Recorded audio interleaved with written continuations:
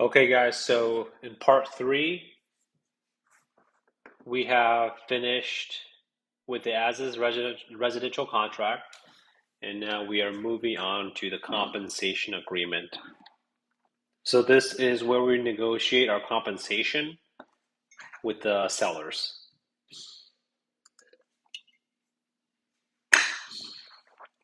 Buyer's broker, it's always going to be eXp Realty LLC. And from our previous screen, we'll pull the seller's name.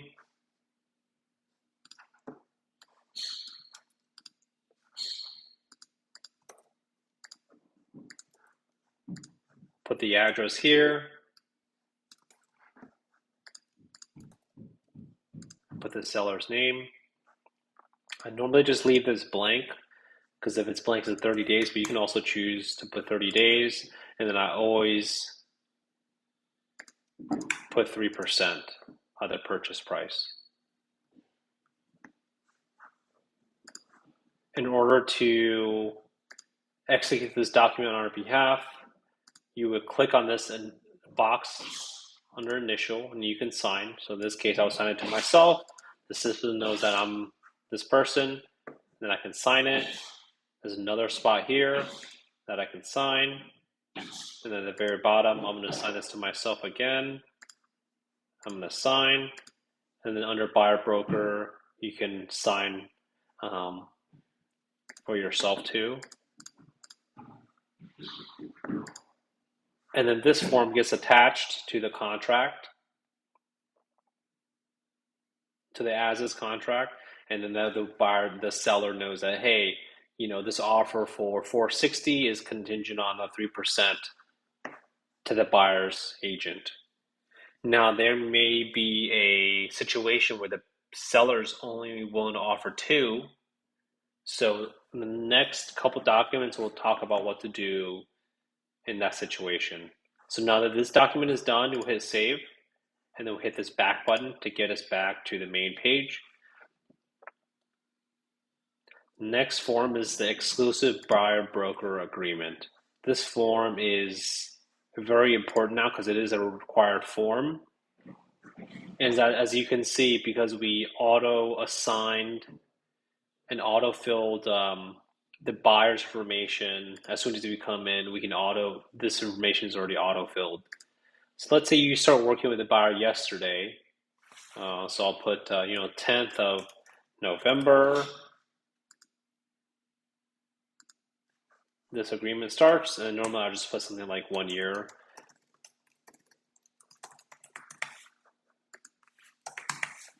So the date, month, a year, and then this is when the exclusive buyer broker will terminate. The type of property, this guy was looking for a single family home, but he was kind of all over the place. He was in Winter Garden, Winter Park, you can put Orlando, and they can even put Central Florida. Now, if they're also looking for a townhouse, definitely put in town. If they're looking for condos, like the more information that you put here, the better.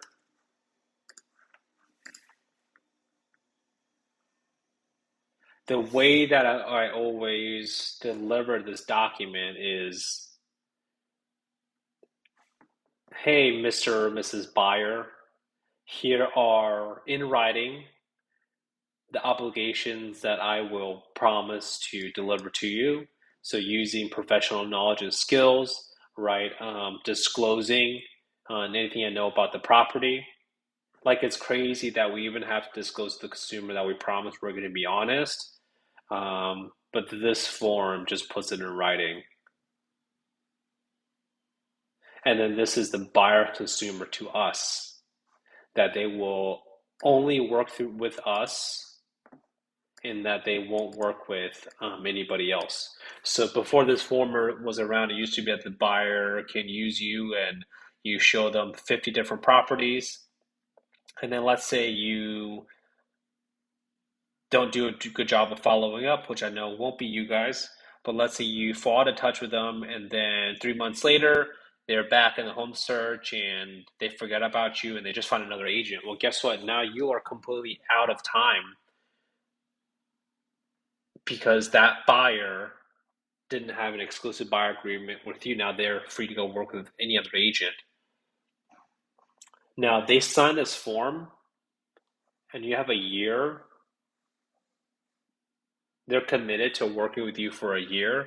So if the same situation happened and you show them 50 homes and then they work with another agent after 3 months because you didn't follow up with them, technically, because they're still under agreement with you, assuming they never cancel this agreement, technically you would be entitled to the commission for the home that the buyer wrote an offer on if it does get accepted. But guys, like, we don't want to get to that spot. We want to follow up at a really, really high level.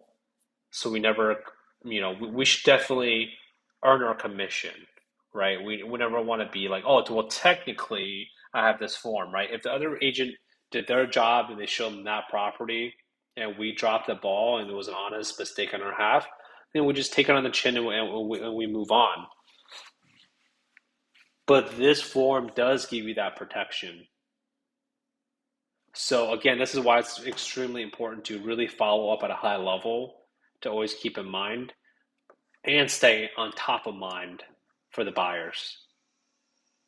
So this form is the same thing. We are going to sign. And on page 2, sometimes it can be a little daunting from a consumer or a buyer perspective. Because imagine if you're the buyer and you just met an agent a couple times, maybe let's say even 2, 3 times. And yes, you guys have built a rapport and seen, let's say 5, 6 houses together. And the agent whips out this form and they're like, hey, if you decide not to work with me, it's going to be $500. Well, I think that would be a hard pill for anybody to swallow, myself included.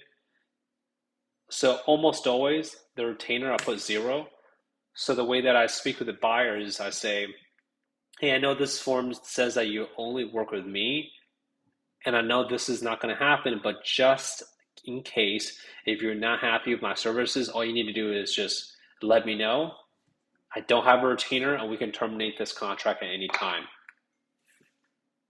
When and upon the buyer hearing that, normally this is something that's very disarming to the buyer. They're like, oh wow, okay, well I get all these benefits of all these obligations that you be with me without a retainer. And then of course when you deliver at a really high level, like they'll never go work with somebody else. So our goal as agents is to offer so much value and be such rock stars that they couldn't imagine ever doing a real estate transaction with somebody else. So this is the compensation part where, yes, we are asking for 3% from the seller. But what if the seller comes back and they say, well, we'll only pay you 2.5%. So what do you do in that case to get the remaining 0.5? Well, number one, you can just reduce your fee to 2.5%. But what if the buyer is saying they're willing to make up the difference, right? So under 7A, you're always going to put 3% here. And then just explain to the buyer, hey, Mr. and Mrs. Buyer, when we go negotiate with a seller, almost always, like 90% of the time, I'm going to be able to get the majority of my commission to get paid out by the seller. But in the case that the seller, may not pay the entire amount, you may have a small percentage of, let's say, half a point that you would have to pay my commission on my side. But just know that, the 90% of the time the seller is going to pay the whole commission. So this is, a bridge that we'll cross when we get there. So let's say the seller only pays you 2.5%. Well, the buyer is saying they'll pay you 3, right? So you can collect the remaining 0.5% from the buyer. And by this point, guys, if you're going under contract, you've delivered so much value that they'll say, Louise, Catherine, wow, of course I'm happy to pay you the half a point because I've seen everything that you do for me. Speaking of value, there's a form that I'll send you guys that I put together that essentially outlines everything that we do for our clients.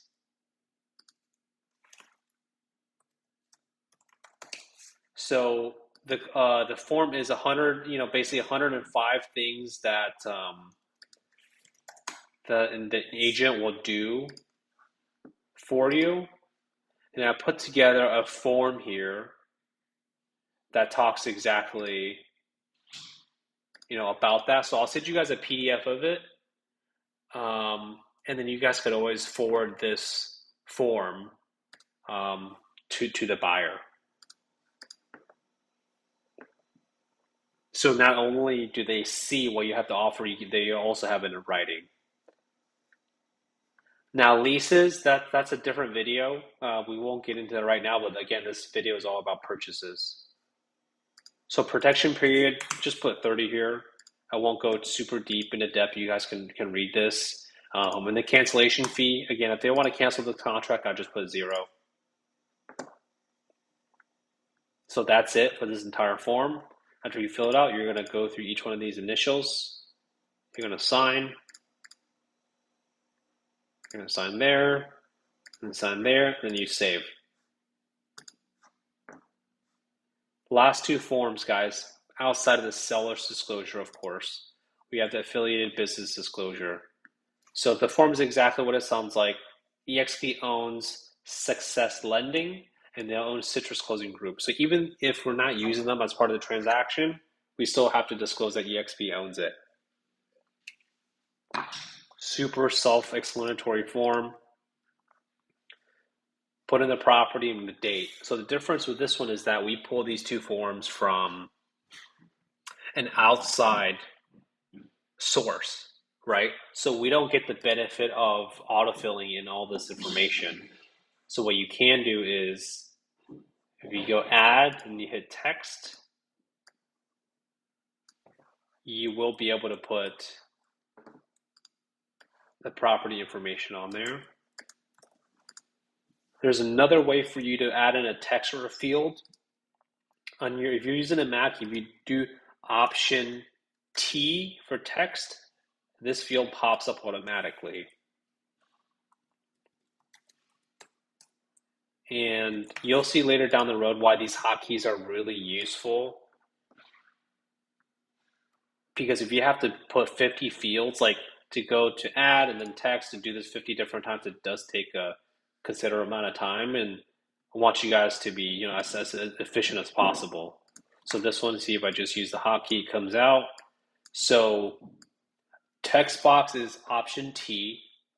For signatures, is Option S for signature. And again, if you want to do the old school method, you can go to add signature, and then click on the field right there, and then assign field to your buyer or seller. I'm sorry, to your buyer in this case. And of course, you put in this person's name, right? And then you hit save, and that's it. You can also put the date if you want, but just know that when the buyer signs, there will be a little signature here that has the date on there. So this is what I call extra credit. You can always put it on there if you want, but not mandatory. And then we're going to go to the last form, which is a wire fraud prevention notice. In short, what this says is that before the buyer sends their $10,000 good faith deposit, they need to pick up the phone, call the title company, and verify the account and routing information that is going to the correct source. So after we fully execute a contract, what you would do next is you would forward the copy of the executed contract as well as the buyer information in an email to the title company, right? If you guys remember, the listing agent texted me the title company's information earlier, so I would send an email to this email and say, hey, here's my buyer's information. Can you please forward them the wire instructions? And this is very important, guys. We never forward any kind of wire instructions because if anything goes wrong, then that's on us. We always have the title company or the lawyer's office send their wire instructions directly to the buyer. And then this form, this wire fraud prevention notice, says, hey, pick up the phone, make sure that the account and routing number are correct. So again, I'm just going to go through here, put in all my fields. There's 2 buyers. Obviously, you need to put 2 fields, right? If you ever put the wrong field, you can just put your mouse inside the field and there's an X right here. You can use to remove the field. So in this case, brokerage name is eXp Realty LLC. Put my buyer's name in here. Assign to Jane Doe. Hit save. And then now we're done. So now we're ready to submit this offer off to the seller's agent.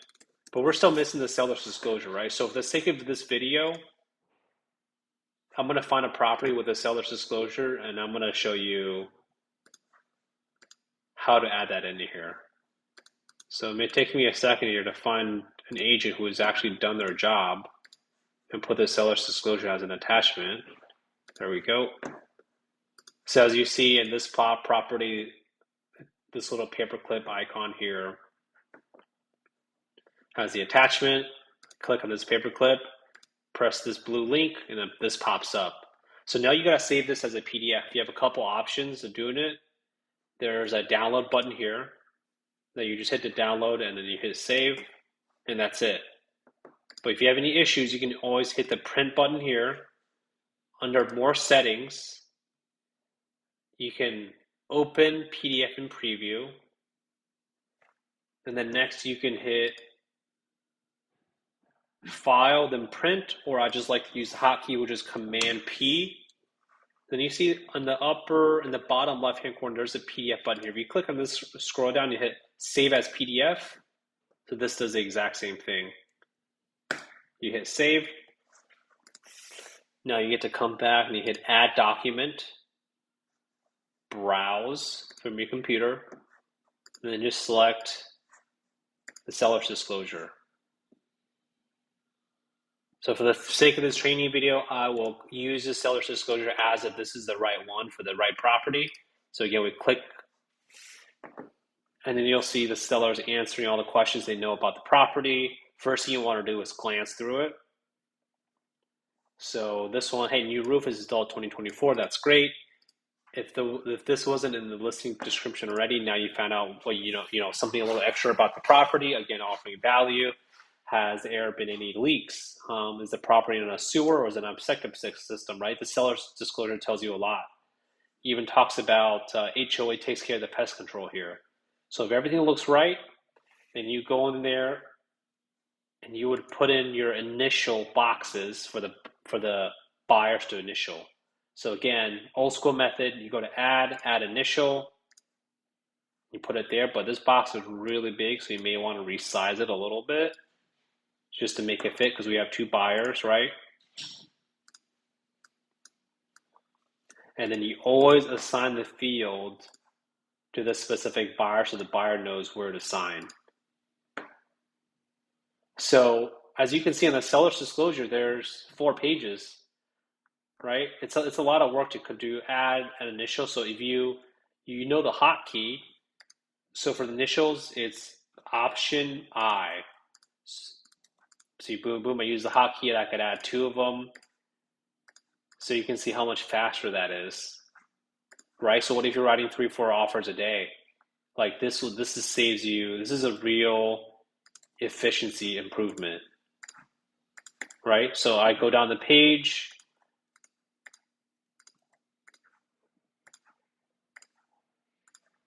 even on the very last page on the seller signature page, there's an initial on the bottom. Don't forget this one. This one's easy to miss. And there's an initial here.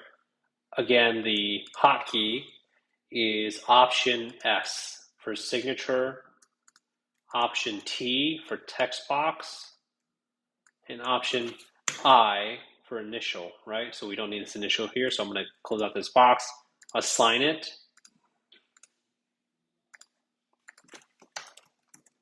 write in the name, and hit save. So now we have all the documents are ready to go. We do not want to send each document off to the seller because now off to the buyer because now they have like 6 separate emails.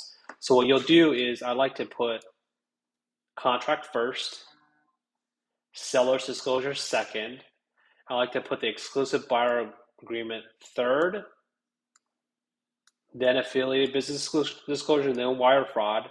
And again, the buyer is not required to sign this compensation agreement, right? Because it's compensation from the seller. So next what we'll do is we'll click 1, 2, 3, 4, 5. We're not going to check this box because again, the buyer is not responsible. Then we're going to hit share. And then you'll see all the fields are assigned. If you ever get a number, let's say this says 23 and this is 25, you'll know that you've made a mistake because both buyers should have the same number of fields assigned. And then lastly, I'll put something like 1001 Minnesota contract package, please review and sign. Right, and maybe I'll put a couple asterisks like this. I'll even attach a PDF to email. And you hit share. As soon as you hit the share button, the buyer gets the email to be able to open the document. After they sign everything, so let's just assume these are all signed, then I'll use an example of a loop where somebody has signed. You see this field now says signed. Once that's signed, what you're going to do is you're going to now check all these boxes and hit the download button. So now we're getting the contract ready after our buyer has signed in order to email this offer to the agent. First thing I'm going to do, I'm going to go to my email inbox. I'm going to hit compose. I'm going to go back to the MLS sheet and get the seller's information. So I'm going to go back to my actual subject property and I'm going to get the seller's agent email. So select agent number 2, Andrea, and then there's a agent 1. So I'm going to CC the agent 1 on this email. And a typical title I like to use is, I'll say offer from Daniel 1001 Minna Avenue contract package plus pre-approval. So now we go back and we attach the contract package. So this is multiple documents. Now we don't have to have 7 different PDFs, right, to the seller's agent, so they can open everything as in one. I'll hit open.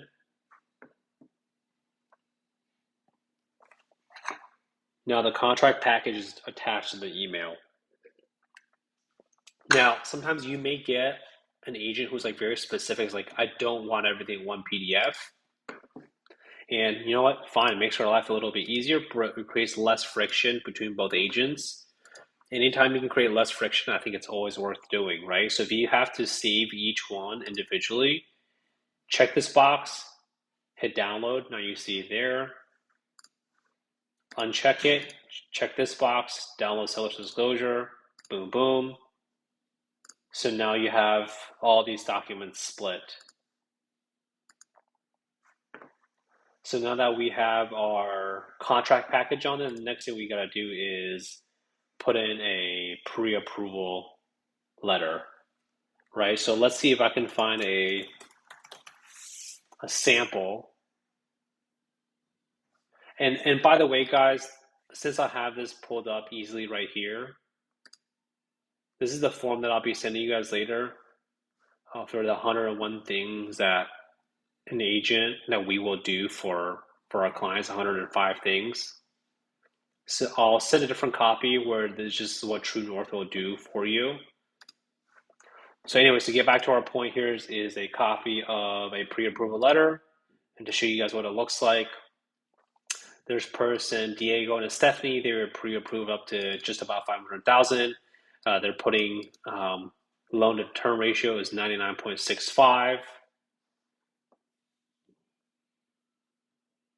This couple, I believe they were putting something like 5% down. But on the pre-approval, letter, it tells you a lot too, right? Like if you ever kind of forget what your client's full name, legal name is, you can always refer to the legal into the pre-approval letter to get that information.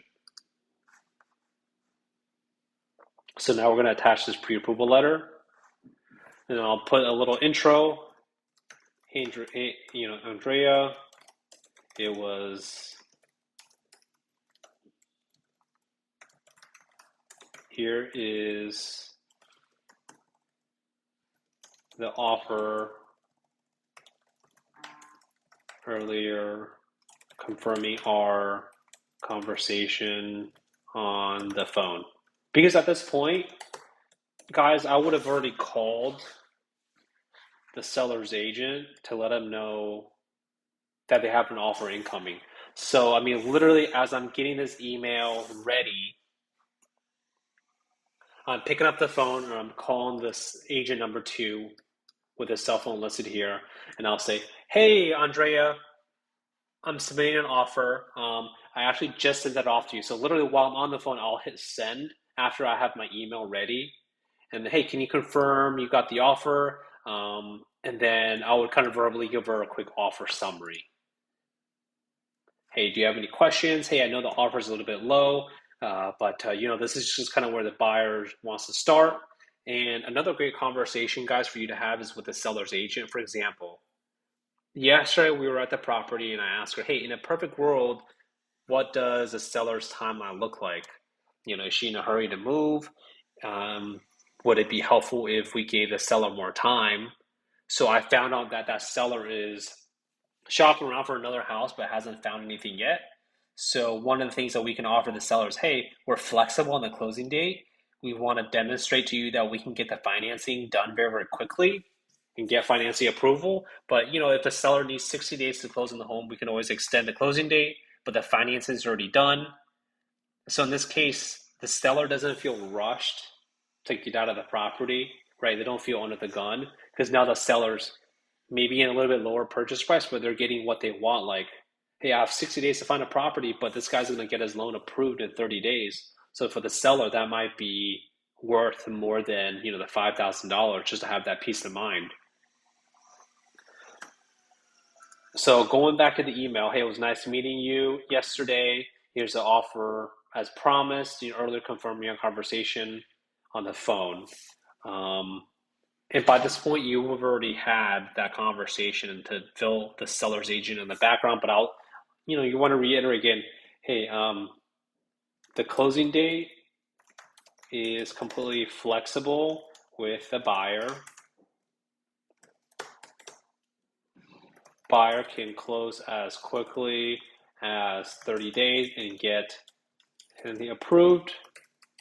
However, if the seller needs more time to close, the buyers are happy to accommodate.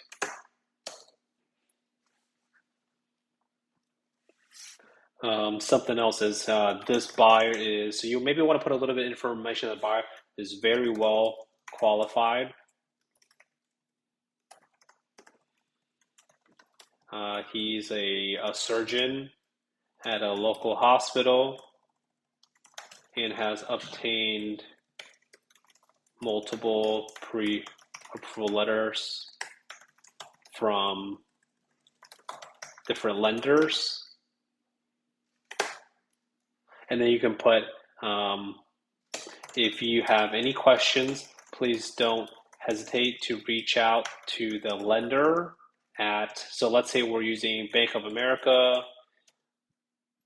You know what, that's not a good example because I hate working with Bank of America. Let's say reach out to the lender at Reach Home Loans, Byron Ritchie. Let's see, his phone number is through 123. And the lender will be happy to confirm the strength of the buyer's financials. So what does this email do? It, number one, builds rapport. Number two, gives us a little bit more leverage because we're able to give the seller some other terms that they want, except just for the price. Gives you a little bit of background on the buyer. Hey, this guy's a surgeon. He's putting 30% down. He's really strong. And then lastly, you're putting the loan officer's information so that the seller's agent doesn't have to fumble around and open their pre-approval letter and call the agent. You're just making their job as easy as possible, right? And sometimes I'll go one step beyond, guys. I'll I normally like to add. So in this case, I'll add this Andrea's name to my contacts. So I'll do one of these, and I'll even loop her in a group text with Byron. Hey, Andrea, please meet Byron. If you have any questions regarding your FETS loan, feel free to call the mortgage loan officer anytime. So now you've made her life super easy. Like all she needs to do is open up her phone, look in the group text, call Byron, or text back, right? So those are all things that guys like may not seem like a big deal, but if you do those things, and this just demonstrates competency. And again, that's what we're getting paid to do is being competent, not only to your buyer, but especially to the other agent. Now, Andrea, if you do all this and you send this beautiful email to Andrea, link them up with a lender, tell them about your buyer. Now, Andrea can go to the seller and really advocate on your behalf. Excuse me, and say, hey, Louise, Catherine, this agent is like super professional. He really has his thing together. I feel really confident because, I've spoken with Byron, the lender, that we're going to get to the closing table, right? So these are all things that you guys can do to tilt the odds in your favor. And to wrap up in this email, I'll put a offer summary.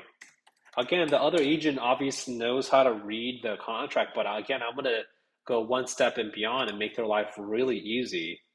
Sometimes people who are driving,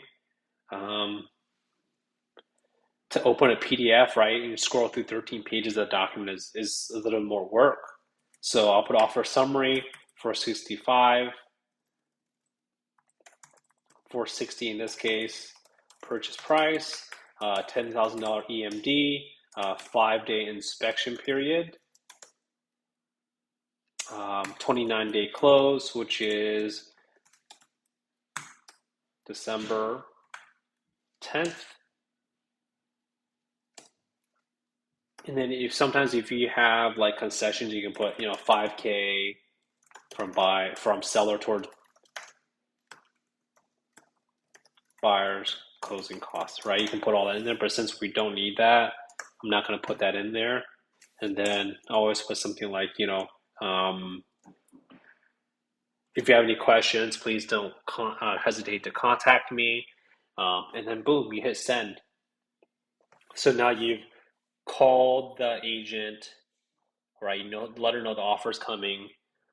As soon as you call, you hit send on this email, so they're not waiting around wondering if where is this contract going to come through, right? You put them in touch with your lender, and now the ball is really in their court.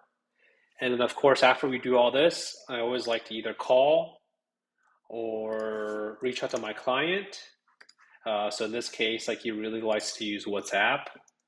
So I'll say like, hey, the offer has been submitted, just to kind of keep the buyer in the loop. So guys, in a nutshell, this is very, very detailed guide on how to submit an offer. If you have any questions, don't hesitate to contact me or let me know. Good luck, guys. Have a great rest of the day.